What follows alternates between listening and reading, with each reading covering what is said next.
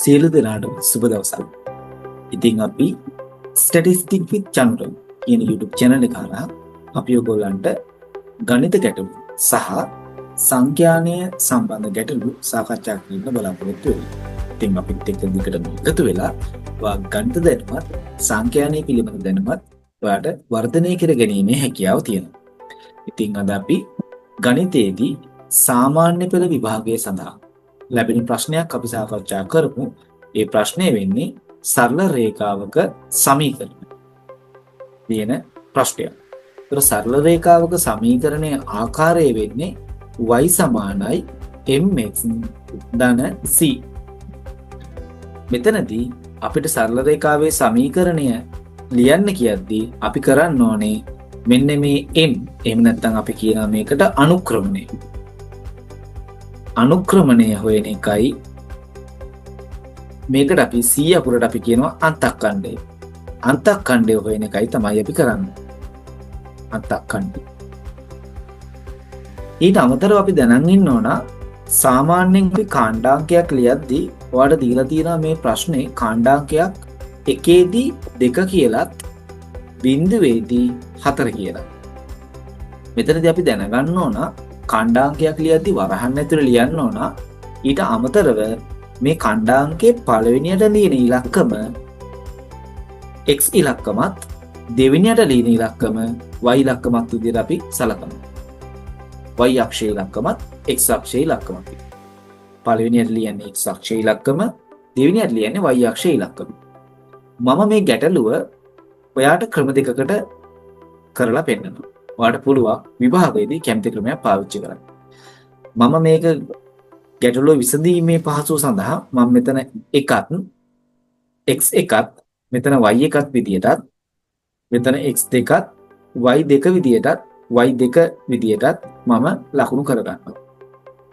මම දැන් මේක හදන්නේ ක්‍රම දෙකක් හදනවානේ. එහෙනම් අපි පළවෙනි ක්‍රමයට හදමු. පළවෙනි ක්‍රමයට හදද්දී අපි අනුක්‍රමණය එකටම හොයලා ඉමු. අනුක්‍රමණය y අක්ෂයේ වෙනස x අක්ෂයේ වෙනසින් බෙදපුවාම තමයි අනුක්‍රමණය අපිට ලැබෙන්නේ. ඒ නිසා මම ලියනවා y එක අඩු කිරීම y2 බෙදීම x එක අඩු කිරීම x2. මම දැන් කලින් අර දාගත්තනේ y1යි y2යි x1යි x2යි කියලා. මම දැන් මේ ඉලක්කම් ආදේශ කරන්න ඕන. එතකොට y1 කියලා කියන්නේ 2යි අඩු කිරීම y2 කියලා කියන්නේ 4යි. බෙදීමේ ඉර x1 කියලා කියන්නේ 1 අඩු කිරීම x2 කියලා කියන්නේ බිඳුව. දැන් පොඩි සුළු කිරීමක් කරන්න තියෙනවා. අපි දන්නා පොඩි පන්තිරෙත් ඉගෙනගෙන තියෙනවා 2 අඩු කිරීම 4 නැත්නම් 2 ඍණ 4 තිබ්බාම සුළු කරපුවාම උත්තරේ ඍණ 2යි. එකෙන් බිඳුවක් අඩු කරපුවාම 1යි ඍණ 2 එකෙන් බෙදුනහම උත්තරය ඍණ 2යි. එහෙනම් අපි m වල නැත්නම් අනුක්‍රමණයගේ හොයාගත්තා ඍණ 2යි. මේ ඛණ්ඩාංකයේ වඩ පේන එක ඛණ්ඩාංකයක් තියෙනවා x වලගේ බිඳුවක් වන විට y වලගේ. එහෙම x වලගේ බිඳුවක් වෙනකොට ඛණ්ඩාංකයක් තියෙනවා නම් x වලගේ බිඳුවක් වෙන අනිත් ඉලක්කම නැත්නම් y අක්ෂයේ ඉලක්කම වෙන්නේ අන්තක්ඛණ්ඩය. එහෙනම් මෙතන අපිට ගණන් හදන්න ඕනේ නැතුවම ගණන් හදන්නෙම නැතුවම අපිට c එහෙම නැත්නම් අන්තක්ඛණ්ඩයගේ ලියා ගන්න පුළුවන්. එහෙනම් දැන් අපි මේ ගානෙන් 175ක් ඉවරයි. දැන් එනං ඉතුරු 125නේ තියෙන්නේ. එතකොට අපිට තියෙන්නේ දැන් මේකේ m අකුරටයි c අකුරටයි ඒ අපි හොයාගත්තු අගයන් දෙක ආදේශ කරලා සරල රේඛාවේ සමීකරණය ලියලා පෙන්නන. එහෙනම් අපි ලියමු y සමානයි m කියන්නේ ඍණ 2යි x ධන 4. මේ තියෙන්නේ සරල රේඛාවේ සමීකරණය. මේක තමයි පිළිතුර. එතකොට ඔයා m අකුර හොයා ගන්න ඕන c අකුර හොයා ගන්න. මේක එක ක්‍රමයක්. මම මේ ගාන තව ක්‍රමයකට හදලා පෙන්නන්න. මෙතනදී අපි මම ඔයාලට කලිනුත් පැහැදිලි කරා ඛණ්ඩාංකයක් තියෙනවා නම් x වලගේ බිඳුවක් වෙනකොට y වල ඉලක්කම තමයි අන්තක්ඛණ්ඩය. එහෙනම් මෙතන ගණනය කිරීමකින් තොරවම අපිට අන්තක්ඛණ්ඩයගේ c කියන්නේ 4යි කියලා අපිට ලියා ගන්න පුළුවන්. දැන් අපි C දන්න.